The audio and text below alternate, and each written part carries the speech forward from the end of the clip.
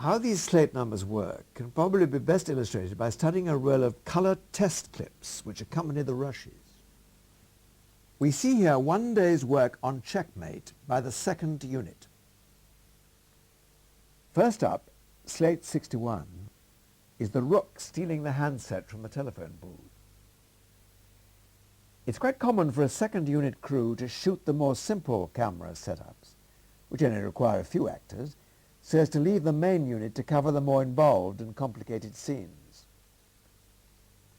After shooting the following sequence in the moke, the second unit move on to a dialogue scene which was eventually cut from the finished episode, although Slate 64, the master shot, does appear briefly.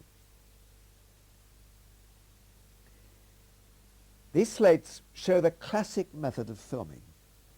Shoot the wide master shot first to establish the continuity. Then move in for the close-ups, matching the master shot where necessary. Slate 67 is for McGowan's half of the dialogue scene with George Kaloris by the shop window.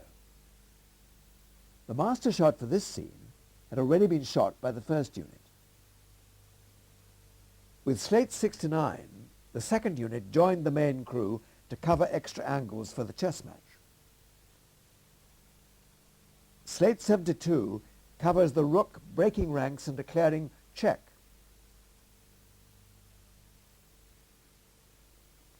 The next slate, on the same camera position, but a wider angle, shows the rook being stretchered away. So as not to waste a good camera position, Slate 74, which appears much later in the finished episode, is shot at the same time.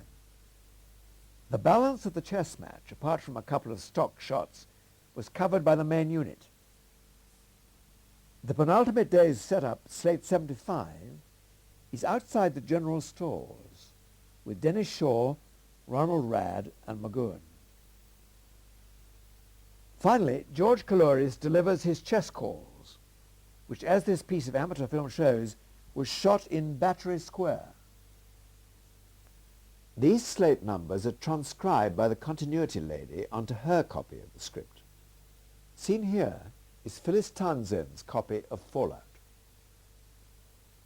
This script, in particular, illustrates a classic example of the apparently random order of filming, which is inherent with all such productions.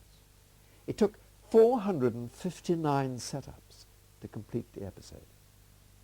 Slate 1 is the master shot, the scenes 13 to 16, the walk down the jukebox line corridor.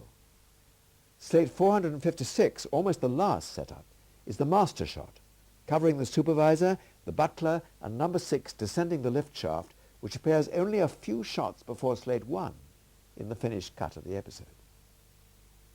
A script such as this would subsequently be passed on to the film editor, who would use it for reference. Phyllis Townsend recalls how these notes are made. Well, I always make pertinent notes for moves.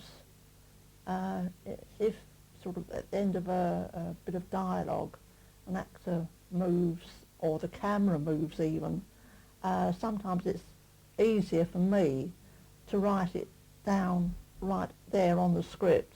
So it can be confusing if you're doing a long shot and then you go into close-up and then you do about 5 other different setups and you can't read any of it by then, you know. So I always use a notebook as well. I can remember more the last day of the shoot, my disaster afternoon, yeah. So that was when he was, we'd shot on him.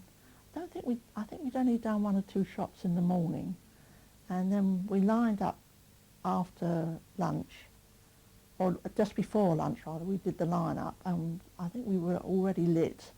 And then we had to go off for lunch break, because they were very, on those days you didn't work.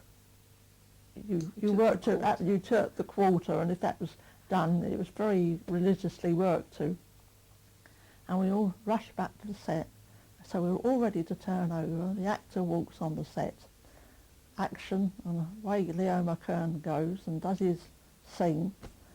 And as the bells cleared, the makeup man rushed on and said, "I've got his moustache." So I sort of tried to I had to disappear into the background, realising that I hadn't even noticed he hadn't got it on. Partly, I must admit, because I didn't realise it wasn't his own moustache, but very embarrassing, I must say.